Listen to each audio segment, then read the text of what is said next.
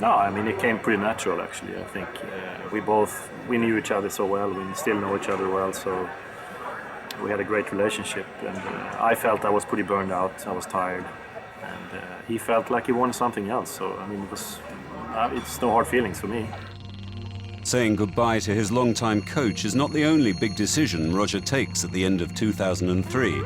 In South Africa, he launches the Roger Federer Foundation. To support underprivileged people, particularly in South Africa, is very admirable, and the fact that he's half South African makes me also feel very proud. Roger has a special relationship with South Africa. It's like a second home, and he's delighted to have the opportunity to give something back. It's really to support, people who are not doing so well. It's giving back something, even though it's just maybe a small part of the world. I'm really, really happy that it's working. But to what extent is he South African? I've been asked many times, about this. How do I feel? How Swiss do I feel? Because my mother's from South Africa, my father's from Switzerland. I think I have the strictness and the stubbornness maybe of a Swiss, and maybe the more relaxing type of feel, from the South African. A great ending to a great year. But helping others to fulfill their dreams is one thing. Fulfilling your own dream is quite different. Roger has always dreamt of being the world #1, and he's decided to do it without a coach. It takes only the first few matches of 2004 to make the dream come true. He wins his second Grand Slam, the Australian Open, and the chain of victories continues. In July 2004, Roger wins Wimbledon for the second time. I don't think you're going to let go of that for a while. You keep holding it very tightly. Well, a few more minutes until we're out, and then they take it away from me. So. We'll have words. Thank you very much. Congratulations on Wimbledon champion, Roger Federer. This season, no one takes a trophy from Roger. He wins every final he's in. He defeats every top 10 player, several more than once. He literally goes shopping for historical records. Roger's dominance in 2004 is unique and has not been seen in the world of tennis for a long time.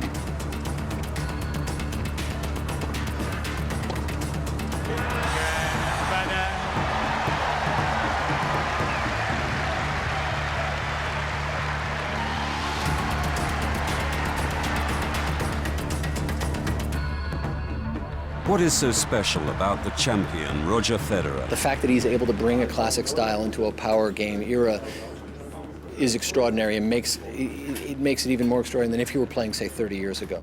As someone who played before, you want to see more players that can hit every shot instead of players that become much more of just power players.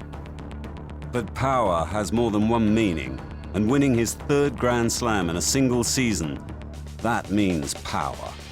Roger has been in the history books before. Now he's on the cover. New York Sun, 25 cents. Here we have match point, lying on the floor.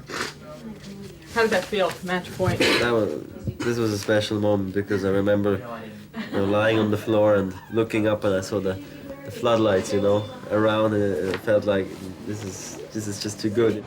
Yesterday, the floodlight. Today, the limelight. Being a superstar means constant attention from fans and the media.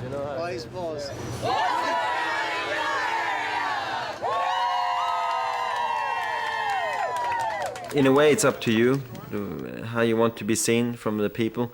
Of course, they stick you into drawers sometimes and say, okay, you are like this, you're the bad guy, you're the good guy, you're the talented one, you're the hard worker and everything. This is why in the beginning maybe my relation was not so good with the media, but that's how it is on the tour. We have those different personalities, and I think you got to have them if you want to satisfy all the fans. We're excited now to say good morning to the hottest player on the circuit, the 2004 Australian Open, 2004 Wimbledon, and now the 2004 US Open champ, Roger Federer. Roger, come on out.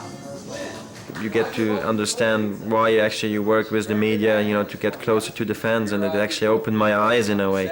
So for this reason now I enjoy much more working with the press, you know, because I want to give the fans a good story to read. I frankly can't remember the last time we had a #1 player in the world who would voluntarily take an entire day without anybody paying him any money to travel to a city like Hong Kong and to spend an entire day talking with the tennis media for Asia and really selflessly helping to promote the game. I mean, that's priceless.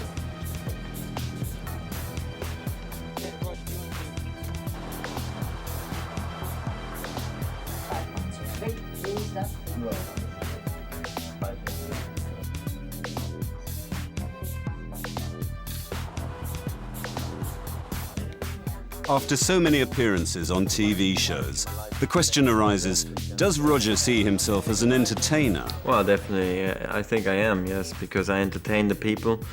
I entertain, you know, thousands in the stadium, sometimes millions maybe around the world. So you have to almost call yourself an entertainer, even though what is an entertainer, you know? Isn't that a guy who is in a circus maybe, or in a movie, or it's hard to say, but I feel, you know, I'm trying to bring also joy to people by performing well, to sign autographs, to speak to the people, to do a lot of media. So you can call me an entertainer, that's fine. Back to reality. Roger has not entertained anybody in the last couple of weeks because of his injury in Basel. But the story of the extraordinary 2004 season is not over yet. There is still one tournament to go, the toughest, the Tennis Masters in Houston, and Roger is determined to crown his season by winning it. He has a final checkup in Basel before flying to Texas.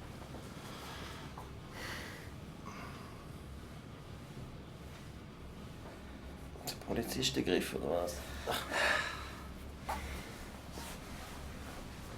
Und nochmal. Und locker lang. Locker lang. Das ist optimal, siehst du? Roger seems to be back in shape for Houston, but he also knows that he has not played tennis for a month. Will he be able to prove that he is a true champion? Again, the decision will be made in his mind.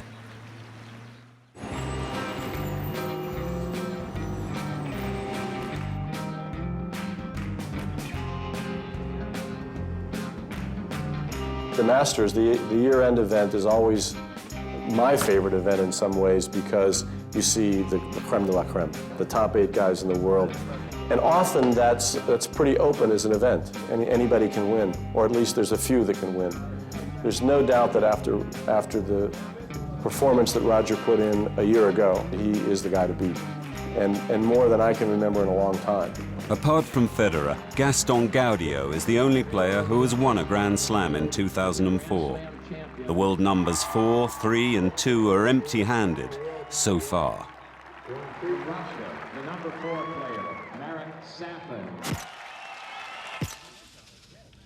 From Australia, the number 3 player, Leighton Hewitt. From nearby Austin, Texas, the number 2 player, Andy Rock. Please welcome from Switzerland, the innocent ATP race leader, Roger Federer. The 7 rivals will do anything to stop Roger from winning. The Masters is their last opportunity to win a title this season.